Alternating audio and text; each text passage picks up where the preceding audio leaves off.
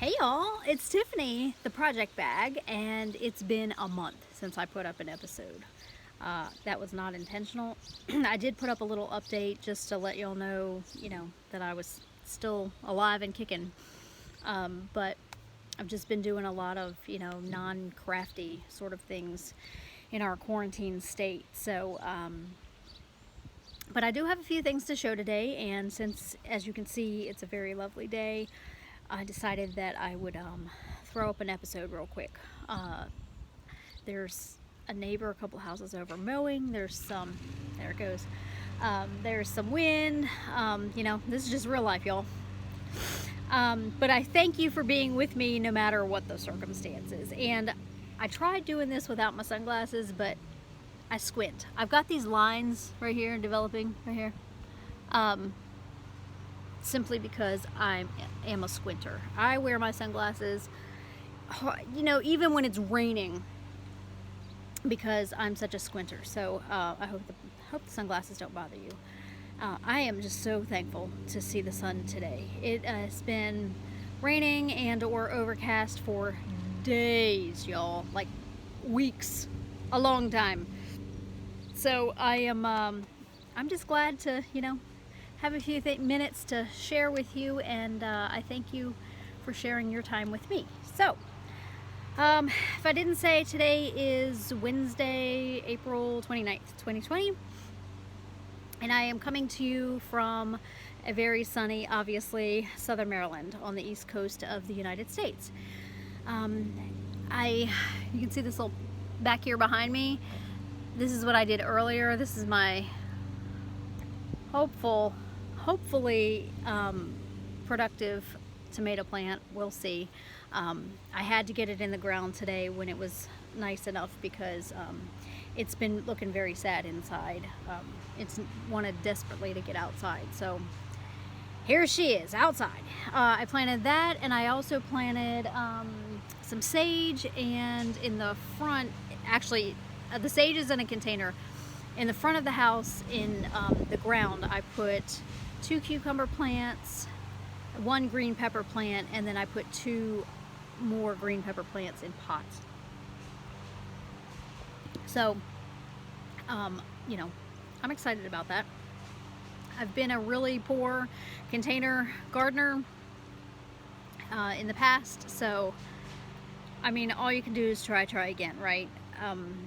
Hopefully, these plants already look better than my previous ones, so I'm ever the optimist, I will tell you that. So, how y'all been? It's been, really, things have been pretty normal around here. I am such a homebody that this quarantine nonsense really has not changed my life hardly at all. Which I'm thankful for.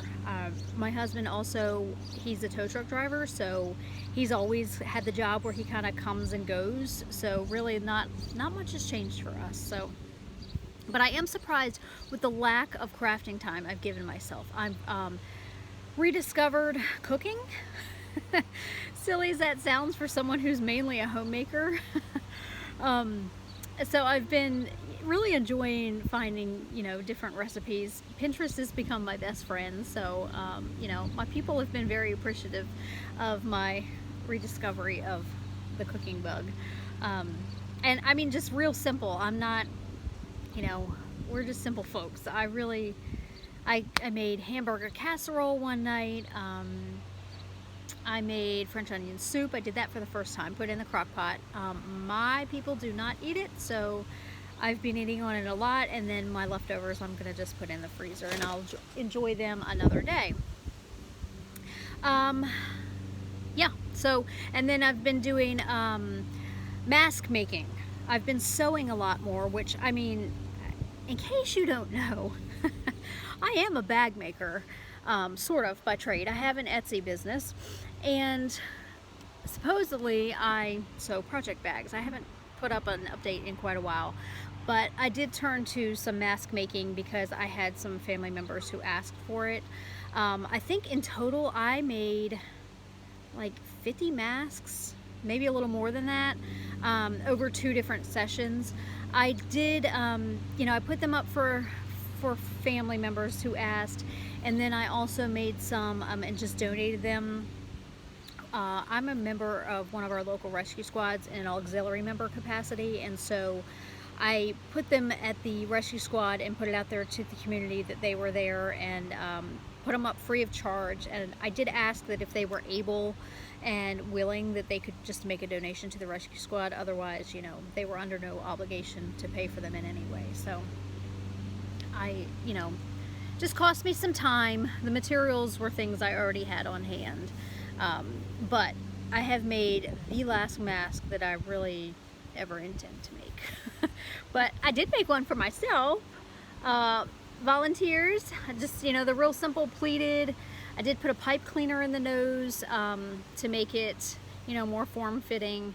On this batch, this is the first batch I made, I put the filter of the pocket in case, you know, someone wanted to put a filter in there. I have not put a filter in there. This one's been run through the wash several different times and held up just fine. So yeah, I was glad that I had these little offcuts of fabric that really, they were the kind of thing that was too big to throw away, but really too small to do much of anything else with. So I was glad that these gave me the opportunity to use that cut of fabric up. So I guess I'm looking at some finished object, a couple works in progress, something that I'm going to rip out. So I will share that with you now.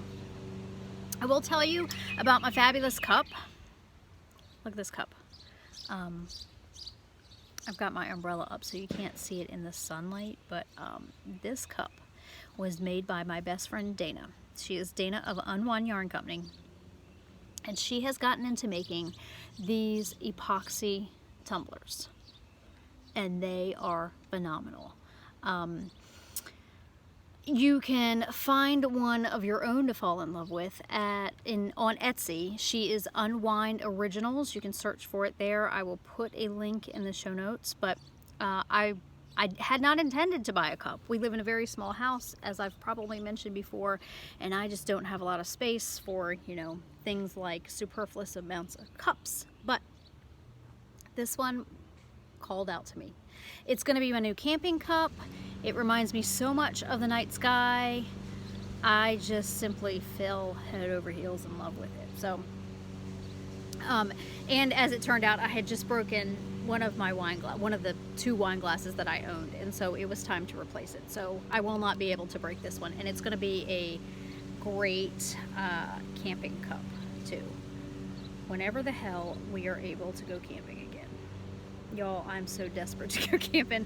I've thought about just setting up the tent in the backyard, but as you can hear, I live in suburbia, and I think that the whole experience would probably frustrate me more than the intended effect. So I will wait, and when we're able to go camping again, it will be all the better.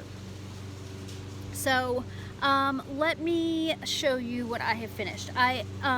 Since it's been a month, I finished the little, I don't even remember if I had started it yet. I had shown the skein of hand spun that I intended to use, and I did cast on the Bon Bon, I don't even think it's called Bon Bon Bunny. I think it's just called Bon Bon, yes, by Susan Claudino Aguilar. And I knit that little guy, on size 2, 2.75 millimeters. It used 76 grams of, I would say that hand spun. It was a 2-ply. It was the very first spindle spun hand spun that I ever made, and I would say it was like a light fingering to a fingering weight. It says here it was 18 reps per inch. So anyway, he turned out great. He was so cute, and I decided to gift him to my friend Daniela, a caffeinated Gert. It was her birthday coming up, and I took a class from her at Into the Wool one year where she talked about different uses for hand spun, and I just remember her saying that toys are always a great use for hand spun. So I certainly credit her with why I even thought to, you know, turn that skein into the little bunny in the first place. So, and given that she was going to be quarantined on her birthday, you know, I just thought that I would surprise her with a hand-spun, hand-knit gift. So, and she received it, and she was thankful and happy with it. So I don't have him to show, and I don't even have, well, I have a picture. It's on my Ravelry page. That'll be in the show notes as well. So that was my finish. My other finish since the last time we spoke is this little baby hat. I have a coworker who is expecting her second child.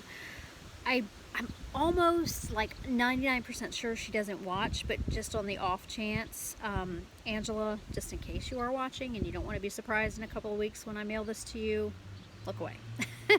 Otherwise, this is a newborn size hat for a soon-to-be baby boy, and just real simple.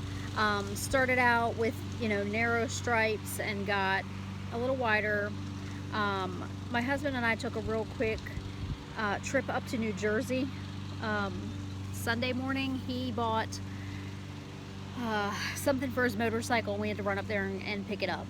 It was South Jersey. It was like 2.5 hours from our house, so I mean, it really was. And with the light traffic on the road, even out on the interstate, I mean, it really was a very quick trip. I think we left home around 8 a.m. and we were home by 1:30.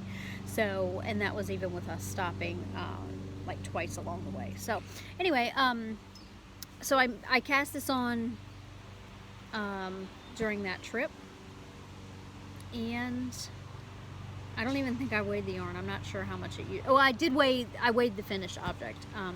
But anyway, you know, I'm excited to give that to her.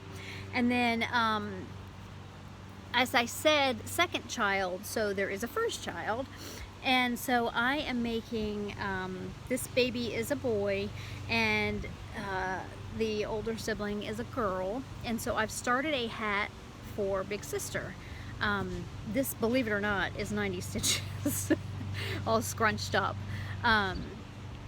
So the intention is to do pretty much the same hat, just, you know, child size. She's almost 5, so she's about 4.5. So anyway, I think that will be certainly well received.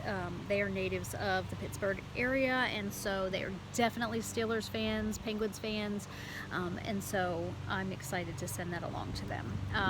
As I said, co-worker, so I'm not seeing her now, but I have her address, and I'll just mail it along. But that hat is not the only thing that I started for this child. According to Ravelry, on April 6th, I started the newborn vertebrae with the intentions of doing the same thing. I was going to do a set, you know, a cardigan, hat, mitts, or booties. And as it turned out, the newborn vertebrae is by Kelly Vanikirk. I'm guessing that's how you say that. It's how I'm saying it anyway. It's written for fingering weight, and I have made it, I know I've made it at least once before, if not more than that. And fingering weight, never had a problem. But this was just acrylic that I was working with, and worsted weight. And so I think I went down few needle sizes than what I would normally use for this weight of yarn. And yeah, I don't remember if there was any other modifications I made, but dragging all this out to tell you that this is how far I got on this little thing. I have a newborn size, an appropriately, you know, newborn size doll that I usually try baby things on, and the width of this is probably about maybe like a 3-month-old, and this baby is due in the middle of May. So, but the sleeves were going to be kind of inappropriate. I mean, if I was going by what my newborn doll was telling me, it was going to be wide, and then the sleeves were not going to be, I don't know, I did the length according to what a newborn would be. So proportionately, this thing is way off. It's too wide for a newborn, but too short for a 3-month-old. The sleeves are probably going to be, you know, short sleeve, elbow length for a 3-month-old. So all that to say, I took a good, long, hard look at it on our car trip the other day, and I decided that I'm not going to finish it.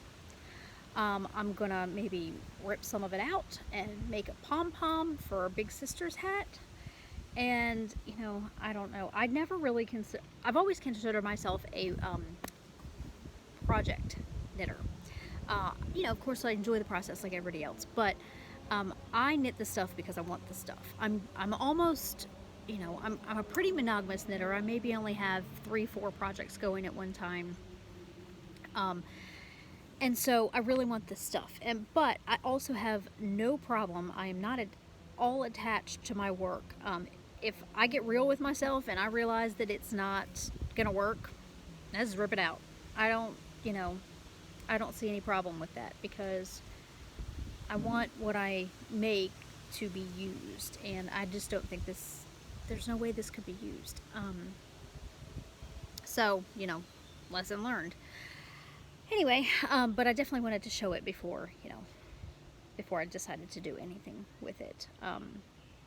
I had used the same process to make one for another coworker who was having a baby a few years ago. I did it in her and her husband's college colors, and it worked out fine. But I was working with, I think it was like Hobby Lobby, I Love This yarn or something like that. Something that was a lighter weight, definitely, than what this, I think this is Bernat Satin Solids. So it's heavy. So anyway, that's when I decided, you know what, a hat, maybe some scratch mittens, and a hat for big sister, and that'll be that. Because if I drag this out any longer, the baby will be here. So that's that. That's the end of my tale. The only other whip I really have right now is this sock for my niece. I have 2 nieces, 2 blood nieces, and then my husband has a niece as well. This is for my oldest niece, and she is a fan of the podcast. Hey V! She and her baby brother watch the podcast together, which just warms my heart. But I really intended to participate with Daniela's Neon April caffeinated knitting. She hosts Neon April, and I bought this yarn. This is Kirby Werby, and it's called House Werby.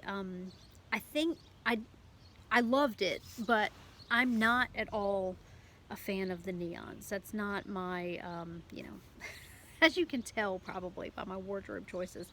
I'm just more of a subdued kind of girl. I've got a, you know, a gypsy soul in there somewhere. Eccentric, you know, wild and crazy. She wants to get out, but, you know, I suppress her all the time. So I'm just not a neon kind of girl. But I had this yarn, House Werby. And as soon as I started thinking about Neon April, I knew I wanted to use this and make a pair of socks for my niece. Isn't this yarn sock, or whatever the heck they're called, isn't this cool? It's so soft. Every attendee who attended the retreat last year got one of these in their goodie bag, and they were all generously donated by Cottontail Farm. She's Cottontail Farm VA, I believe, on Etsy, and she's going to be one of our vendors this year. So I'll get to see her stuff in person and get to meet her. So I'm pretty excited about that. But anyway, this is my first time using a yarn wrangler, yarn sock, yarn koozie, and I'm really enjoying it. But anyway, it's holding my yarn, which is feeding me this sock. This is the Vanilla Latte sock by another Into the Wool former attendee, and Ginger Rose. I think I've made this pattern one other time, but anyway, I'm really liking how this is knit up. My niece has her feet are 2 sizes larger than mine. So I found a helpful chart on Etsy, or not Etsy, Pinterest, that shows, you know, exactly what the length of each U.S. foot size is according, or their shoe size according, what the length of their foot is according to their shoe size. Dadgummit, I really have not had that much to drink. That's another thing, y'all. I might come out of this quarantine an alcoholic, but, you know, that remains to be seen. I'm really trying to keep it all in check. I mean, I'm reasonable. But given that I had my children very young, at 17 and 20, I'm only just now discovering the joys of alcohol. That's a total aside. That's neither here nor there, according to this sock. So you can see that it does not have a traditional heel. This is the short row garter stitch heel that is a huge favorite of my best friend Dana. I've used it a few different times, but I was telling her that, you know, I never doubt her intelligence or her wisdom, but you know, it's funny because I tend to drag my feet a lot on things that she suggests, and then when I do them, it's like, well, of course she was right all along. So I was telling her that for sure this heel went so fast, and there's no you know, gusset decreases or anything like that to fiddle with. She did tell me, I think, that usually she has to increase a few extra rows in the foot to accommodate for that, because I guess it maybe is, you know, a more shallow heel. I'm not sure, but anyway, I've never had a problem with it fitting me. But yeah, I did a Zoom with some ladies that are attendees of the retreat the other night. We've been doing that once a week, and it's been really a highlight of my week. And so I probably got about from here to here finished in that Zoom call. So yeah, I probably won't be very much further before I get to the toe, because it's already, you know, almost meeting the leg. I tried not to be wimpy with my leg either, you know, because this is a gift. So that's that. Size 2, 64 stitches around, I believe, and, you know, hopefully I'll get the foot of that finished pretty quickly, and then I'll be on to the leg of the next one. Okay, I did say that I've been sewing a little bit. It brings me joy to surprise people. I really do love surprises, because I feel like once you become an adult, there are just so few happy surprises that you got to take them where you can find them. You've got to create them. You've got to be intentional about them. So I made this project bag. It was a pattern that I had found on YouTube, and I really enjoyed it. It was when I was fiddling around with what I wanted to do for the retreat bag this year, the bag that will be a part of the kit for the goodie bag for the retreat. And this was one of the designs that I had entertained using. I decided against it. We've gone with something else, but it's a drawstring closure. You know, it's really big. I mean, I'm not using it at all to its capacity, but you know, it opens all the way up, and this folds down inside, and then it becomes, you know, a really good sized bag. So I've really enjoyed the heck out of this thing. I didn't interface it as heavily. I think I only used Shape Flex or something like that. I mean, it's fine for me, but I'm telling you all this because I then decided that I would make one for my friend Sue.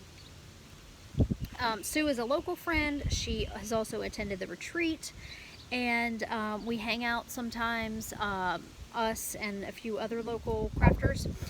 And she had commented on one of my episodes that she really liked that fabric that I had made the, what did I make? Those curtains for my grandmother. And she really liked the fabric. And I had just enough left to make her a bag just like this, just out of the fabric that was left over from Grandma's curtains. So I made her one. Except with hers, I used, I believe I used 808 interfacing, so hers is, you know, quite a bit more stiff.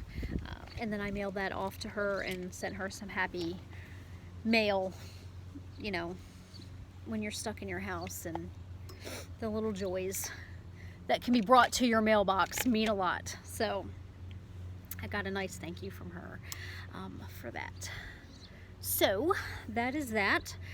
Speaking of happy things that came in the mail, when my beautiful cup came, I also got some yarn.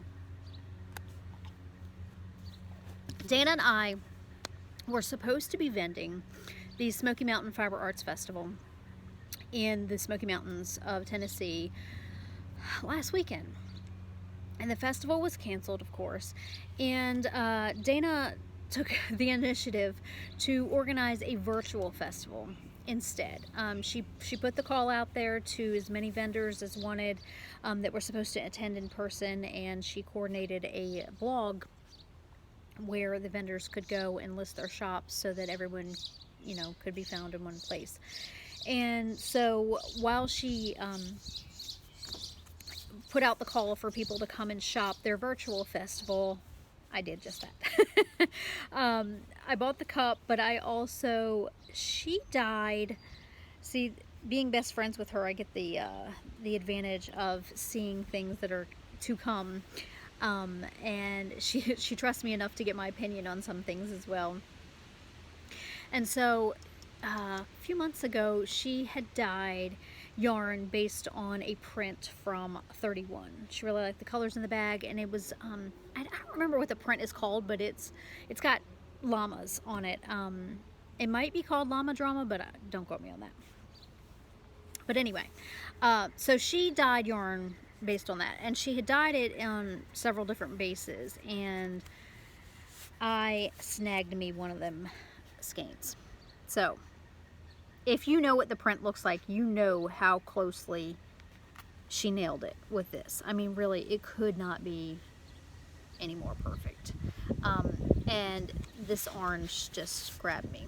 Anyway, you know, regardless of the fact that it was dyed so closely to the bag. So this is the Journey sock, which is her high twist sock yarn, 400 yards, 80/20 merino nylon. And I have no idea what it's going to be, but I'm just going to love it and enjoy it until then. And then, because she is my best friend and she's such a sweetheart, she sent me a skein, you know, the bestie skein. And this is Virtual Vacation. And look at how pretty. I know I'm using my front forward camera, so it's not going to autofocus, but you can certainly see just how beautiful these speckles are. The girl is good at what she does. Real good. So that's that. It was some happy fun mail. She also sent me some elastic to make some more masks with. And there was something else in that box too, and I don't remember what it was. It's not coming to me. I think there was one other thing. No, it was the cup, I think. Well, whatever. So anyway, I have spent the last couple of days here sending out solicitations for donations for the retreat. We are still intending to have the retreat. Tomorrow is our payment due by date, and we've unfortunately lost a few people along the way, but you know, we've worked out a contingency plan, but by golly, we still intend to go forward with this thing. So we've been fortunate enough to have several yeses already, and there's still more work to be done, but you know, things are looking good with that.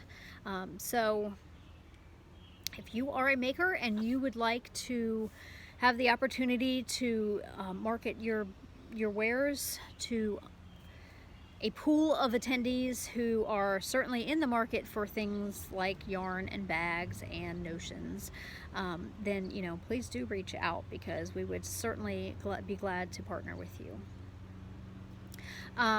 We are going to be starting our Spotlight knit along, which is our biggest knit along of the year.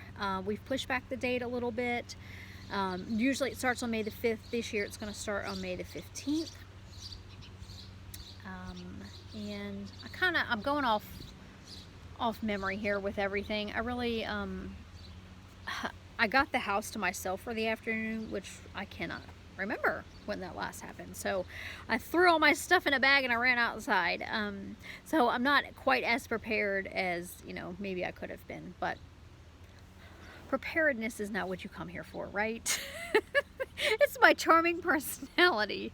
Please lie to me and tell me that it is. So anyway, and also the astute among us will notice that my name has changed. I was the Project Bag Podcast, and I did not realize that there was already a Project Bag Podcast, the Project Bag Podcast, on YouTube. The hostess of that podcast, who is based in the UK, reached out to me and asked me kindly if I would change my name, since she was already on YouTube and established under the Project Bag Podcast. So of course I did that. So I have now changed the podcast name to Tiffany's Project Bag Podcast. I did that on Ravelry as well. So if you are looking for another knitting podcast, go ahead and check out the Project Bag Podcast. Incidentally, she also has an Etsy shop like I do, called The Project Bag, but she's the Project Bag UK. So there's probably going to be no mixing us up. I'm in the US, she's in the UK. You'll probably note an accent difference maybe. So anyway, just wanted to give you a heads up on that. So yeah, I think that's probably about all I had intended to talk about. Here we are heading into May. Things are cool. Everybody is healthy, which I'm thankful for. And life carries on. My nails aren't looking too worse to wear for the little bit of gardening that I did today. You'll see my stripes are running in different ways. The blue is Aspen Sky. The stripes are called Between the Lines. It is a clear overlay. And then my ring fingers are Moon River. This is a really fun manicure that I did earlier. So these are all Color Street nail strips, in case you're not familiar. If you can operate a sticker, you can operate this product. I promise. Links to these can be found on the show notes thread that will be up in Ravelry. So I think I'm probably just going to wrap it up here. I've already gone about half an hour. I'm really surprised that my phone is held out as long as it has with memory. Before I record these things, I go on a frantic spree and just dump everything. I erase all the apps. So I really hope that the wind hasn't been too big of a problem. I did put the external mic on just to hopefully, bring some of that nonsense down. And I'm just going to sit out here another few minutes maybe and knit on this sock a little bit before I go inside and start thinking about some dinner maybe. It is 4:30, or it's just science. If you wait long enough, they'll eat cereal. They are old enough and capable enough to care for themselves. And I'll just have, wine for dinner. So anyway, thank you for joining me today. Thank you for putting up with my absence. And hopefully it won't be quite as long. I really would like every 2 weeks, but aside from the fact that I hadn't been doing a whole lot of anything, really it was also the matter of not being able to have a space to do it either. So thankfully it looks like we're going to be having some good weather to come, and I can run away to the backyard and escape a little bit until things are back to normal, whatever normal is going to look like going forward. So I'm going to stop rambling now, and I will wish you a good day, and thank you again for joining me. Bye, y'all.